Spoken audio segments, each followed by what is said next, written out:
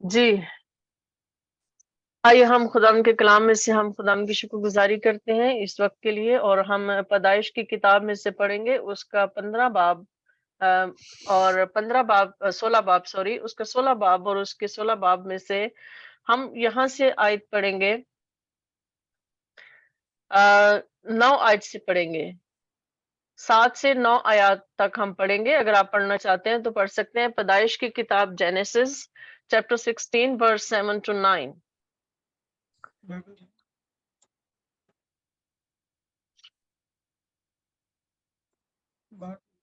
کون سا دن کون سا دن؟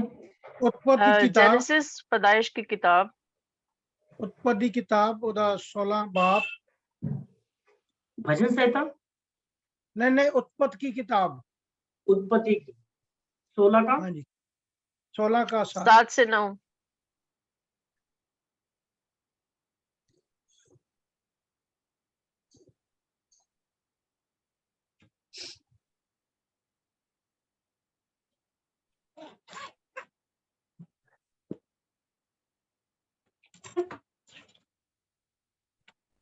تب یہوہ کے دوت نے اس کے جنگل میں شور کے مارگ پر جل کے ایک سوتے کے پاس آ کر کہا، ہے سارے کی لوڑی حاجرہ تو کہاں سے آتی اور کہاں کو جاتی ہیں؟ اس نے کہا، میں اپنی سوامنی سارے کے سامنے سے بھاگ آئی ہوں۔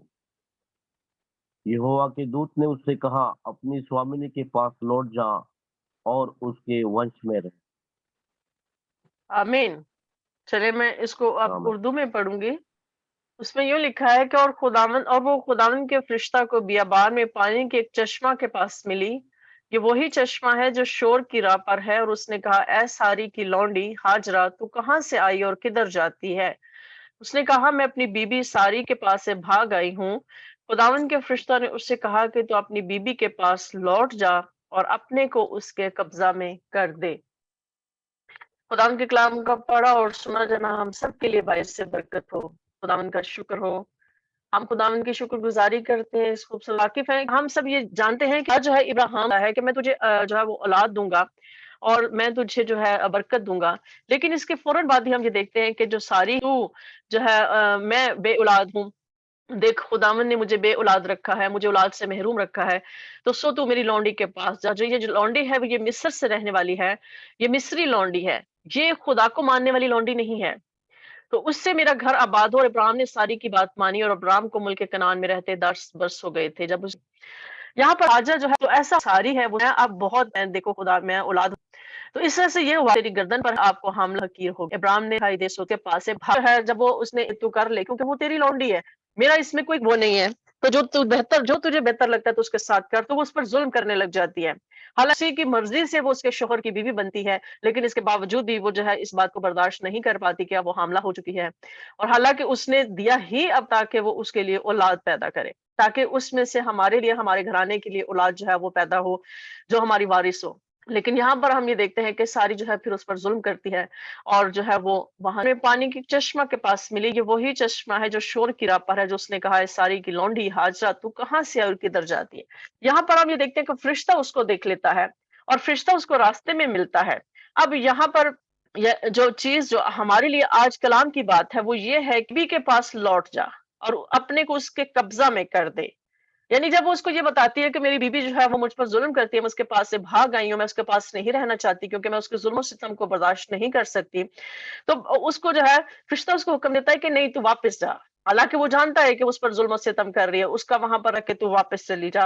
آج کا کلام ہمارے لیے یہ ہے کہ کیوں اس کو فرشتہ جو ہے واپس بھیجتا ہے، کیوں وہ چاہتا ہے کہ وہ واپس جائے؟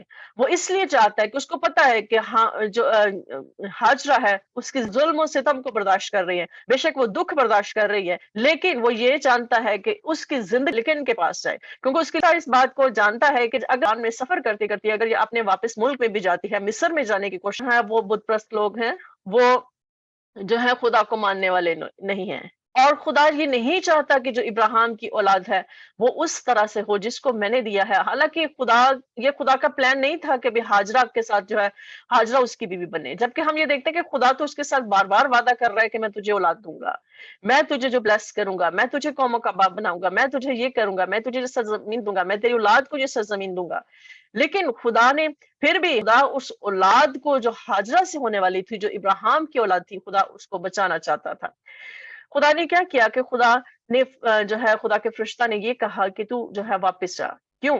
کیونکہ وہ اس کو پتا تھا کہ اگر یہ اسی طرح سے بھوکی پیاسی رہے گی اور پہنچ نہیں پائے گی, بیابان میں جو ہے وہ پھرتی رہے گی اور پہنچتے پہنچتے پتہ نہیں اس کو کتنا وقت لگے گا, تو یہ جو ہے یہ ختم ہو جائے گی, یہ جو نسل جو اس سے پیدا ہونے والی ہے یہ ختم ہو جائے گی.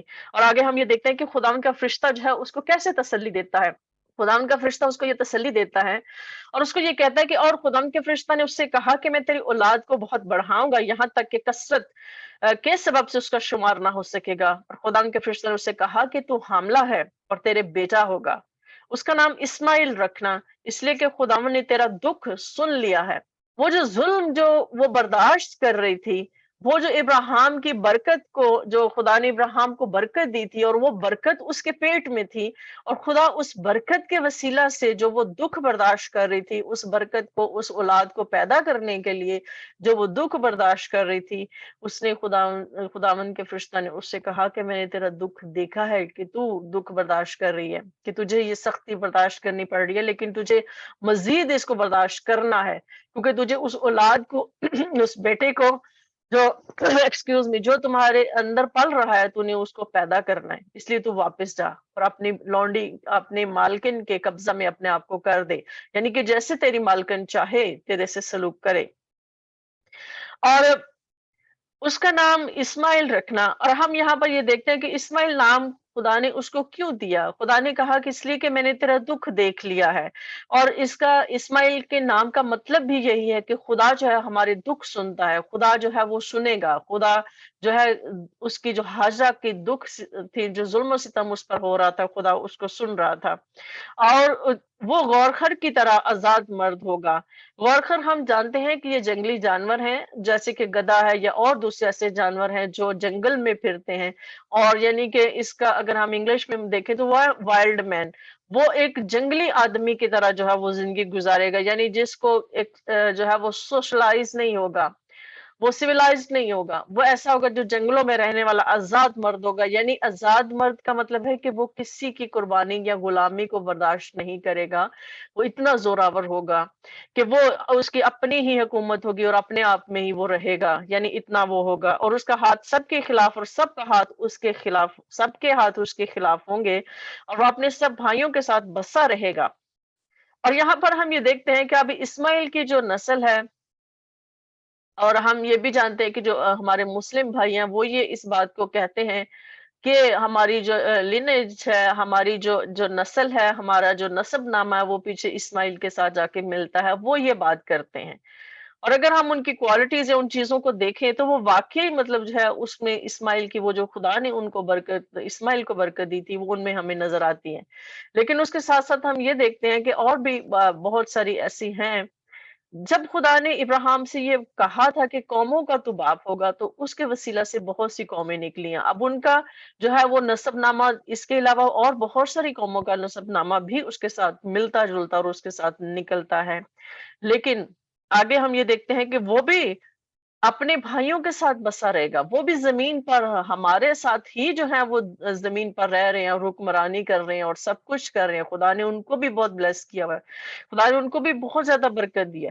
کبھی کبھی ہم یہ سوچتے ہیں, ہمارے ذہن یہ سوچتے ہیں کہ وہ تو خداوند کو نہیں مانتے, خداوند یسوع مسیح پر ایمان نہیں لاتے, تو وہ کیوں ان کو بلیسنگ ملی ہے. تو میرے عزیزو, ان کو بلیسنگ وہ بلیسنگ ہے جو ابراہیم کو بلیسنگ دی گئی تھی, وہ بلیسنگ میں سے وہ حصہ پا رہے ہیں, کیونکہ خدا نے اپنے بندہ سے جو وعدہ کیا تھا اس میں سے وہ برکت کو پاتے ہیں. اور یہاں پر آگے ہم یہ دیکھتے ہیں کہ اور ہاجرہ نے خداوند کا جس نے اس سے باتیں کی, عطائیل روئی نام رکھا, یعنی اے خدا تو بصیر ہے. بصیر کا مطلب ہے دیکھنے والا. تو یہاں پر وہ اس کا نام عطائیل روئی جو ہے وہ نام, اس کا مطلب یہی ہے کہ خدا جو ہے वो देखने वाला है, और इसलिए उसने नाम रखा कि देखो खुदा ने मेरे दुख को देख लिया है, कि खुदा हमें ऊपर से देखता है, हमारी छोटी छोटी चीजों को, छोटी छोटी बातों को भी एक्नॉलेज करता है। और सबसे बड़ी बात ये, हाजरा जो है वो एक लौंडी है, वो अपने आप को बहुत निकम्मा समझती है, वो अपने आप को समझती है कि मैं तो हकीर हूँ, मेरी तो कोई औकात नहीं है, क्योंकि मेरी मालकन बहुत बड़ी है, लेकिन मैं तो एक छोटी सी हकीर सी नौकरानी हूँ। तो फिर भी वो जो है, जब खुदा उसके साथ, खुदा उनका फरिश्ता उसके साथ बातें करता है, तो वो उसको क्या कहता है कि मतलब जो है, वो इस बात को सुनकर जब वो बड़ी खुश हो जाती है कि देखो खुदा जो है, जिंदा खुदा जो है, उसने मेरा दुख देख लिया है, और वो देखने वाला है, इसलिए उसने खुदा का नाम ये रखा। क्योंकि उसने कहा, क्या मैंने यहाँ भी अपने देखने वाले को जाते हुए देखा, कि मैंने उस जिंदा खुदावंद को देखा है जिसने मेरा दुख देखा, इसलिए उसने उसका नाम ये रखा। और इसी सबब से उस कुएं का नाम बैर लही रोई पड़ गया। वो कादिस और बर्द के दरमियान है। यहाँ पर हम ये देखते हैं कि बैर लोई जो है, इसका मतलब भी यही है कि उस जिंदा खुदावंद का कुआं जो देखता है। बैर लोई, बैर लही रोई का मतलब है कि वो उस जिंदा खुदावंद का कुआं जो देखता है। उसे वहां पर कुआं जो है, इसी सबब से उस कुएं का नाम भी उसने यही रख लिया। और यहाँ पर हम ये देखते हैं कि वो चश्मा, जहां से वो पानी जो है उसके पास, जहां से वो खड़ी थी, जहां फरिश्ता उससे कलाम करता है, वहां पर उस कुएं का नाम वो बैर लही रोई रखती है कि खुदावंद देखता है। अब यहाँ पर हम एक ये बात गौर करने की और भी है, कि यहाँ पर देखिए कि ऊपर लिखा है कि वो खुदावंद का फरिश्ता है, लेकिन आगे खुदावंद का फरिश्ता उसको क्या कहता है?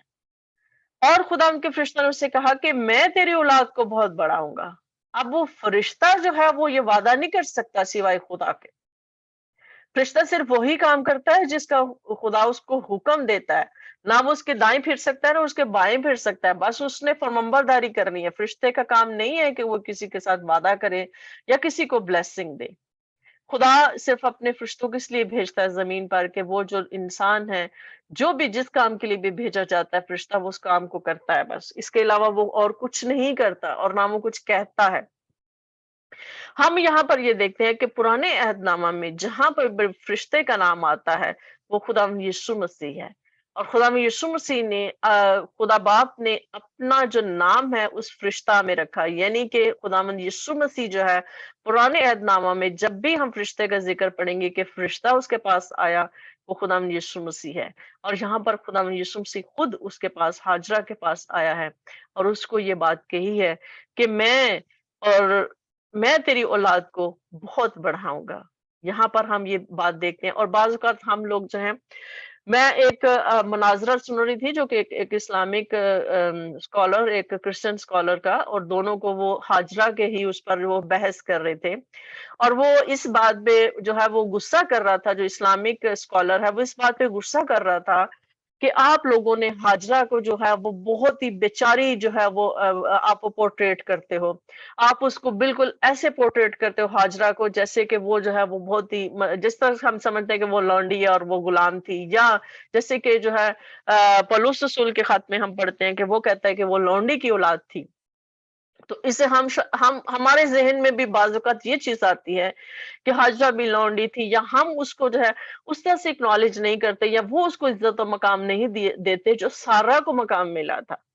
जबकि हम यहाँ पर ये देखते हैं कि हाजरा के साथ खुदा यीशु मसीह खुद कलाम कर रहा है। हमें ये बात गौर करने की जरूरत है कि हाजरा के जो वैल्यू है खुदा की नजर में, खुदा यीशु की नजर, खुदा यीशु मसीह की नजर में कम नहीं थी। कितनी खुदा ने उसको मतलब जो है, इस वसीले से खुदा ने उसको ब्लेस किया। हालांकि हमारी जिंदगी में हम बाज़ औक़ात ऐसे प्लान, ऐसे मंसूबे कर लेते हैं, ऐसी बातें हमारे से सरजद हो जाती हैं जो खुदा के प्लान का हिस्सा नहीं होती, जो हमारी अपनी मर्जी जिसमें शामिल होती है। लेकिन खुदा क्या करता है? खुदा हमें फिर भी जो है वो ब्लेस करता है। खुदा फिर भी अपने वादे से मुकरता नहीं है।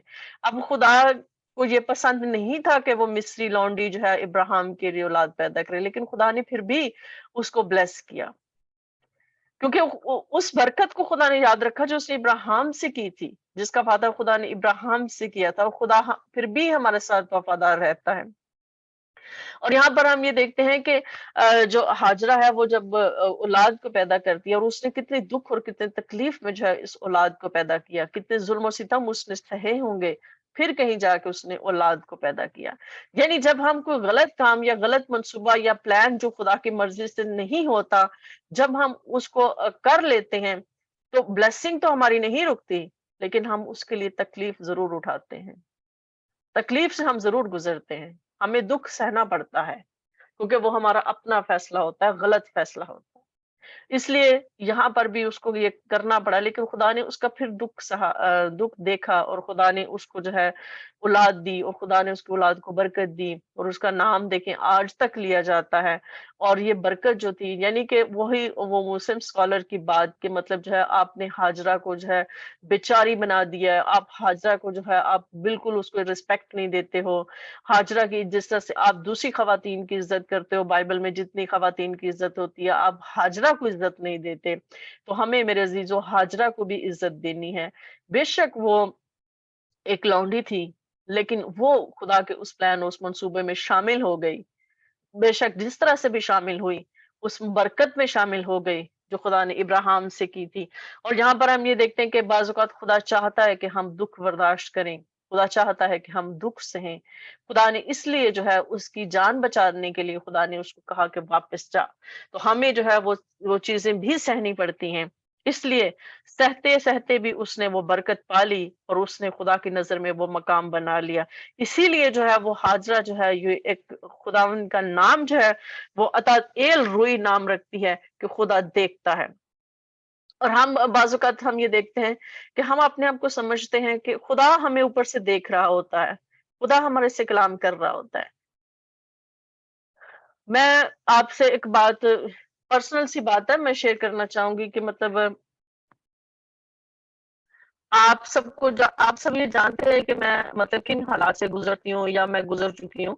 तो मैं एक दिन खुदा से मैंने बहुत बहुत बर्दाश्त किया, तो मैं खुदा से एक दिन दुआ करी थी, आखिर मेरी बर्दाश्त की हद खत्म हो गई, और मैंने कहा खुदावन मुझसे दूर कर दे, ये चीज अब मुझसे हटा दे। तो खुदावन ने मुझे कहा कि मैंने ये तुम्हारे लिए प्लान नहीं किया था, मेरे लिए मैंने तुम्हारे लिए कुछ और सोचा था, ये तुम्हारा अपना प्लान था, अपना मंसूबा था, ये तुम्हारी अपनी मर्जी थी। मैंने फिर खुदावन से कहा खुदावन फिर तूने मुझे इतनी बरकत क्यों दी, अगर मैं ये तेरे प्लान का हिस्सा नहीं था। तो खुदावन ने कहा कि वो बरकत तो मैंने तुझे देनी देनी थी, लेकिन उस गलत फैसले के वसीले से जो हमने दुख सहते हैं वो भी खुदा देखता है। इसलिए मैं अजीजों हमें जो है जिस तरह से जो भी हुआ, हम अपनी जिंदगी में अगर कुछ ऐसे काम हमें जो भी करें, हम खुदावंद की मर्जी से करें, खुदावंद के प्लान से करें। और जो भी खुदा मुझे विजन देता है, जो भी खुदा मुझे बताता है कि ये काम करना है, और मैं उस पर खड़ी हो जाती हूँ। हालांकि मेरे पास, मैंने आपसे कल भी बताया कि मेरे पास पैसा हो या ना हो, वसाइल हो या ना हो, लेकिन मैं उसकी प्लानिंग करना शुरू कर देती हूँ, और उस प्लानिंग में खुदा मेरे साथ होता है, और प्लानिंग के साथ साथ खुदा जो है वो मुहैया करता है। अब आप मुझे ये मैं आपको बात बताऊं कि मैं मतलब कोई भी काम जो खुदावंद मुझे कहता है, मैं उसके लिए मैं अपनी औलाद से भी नहीं मांगती हूँ। मैंने कभी अपनी औलाद से भी नहीं कहा कि मुझे पैसा दो, वो अपनी मर्जी से दे दें तो दे दें, लेकिन मैंने कभी भी नहीं कहा, लेकिन खुदावंद मुहैया करता है। इसलिए हमें जो है हमेशा खुदा के प्लान के अंडर रहना है, खुदा के मंसूबे के साथ चलना है, जो भी खुदावंद कहता है। इसलिए मत घबराएं कि हमारे पास पैसा होगा तो हम कुछ करेंगे। आप इरादा करें, आप खुदा के विजन को, खुदा के प्लान को समझें कि खुदा क्या चाहता है, आप करें, खुदावंद सब कुछ मुहैया आपको करेगा। और खुदावंद जिसने हम सबको खड़ा किया है अपनी खिदमत के लिए, खुदावंद हमें सब कुछ मुहैया करेगा। इसलिए मेरे अजीजों, हम सब जो हैं इस ब्लेसिंग को जो खुदावंद हमें देने को है, हम उसको खो ना दें, अपनी जगह से हटे नहीं, खड़े रहें, मजबूती से खड़े रहें। खुदावंद सब कुछ मुहैया करने वाला है। खुदावंद हम सबको इस कलाम के वसीला से बरकत दे। आमीन।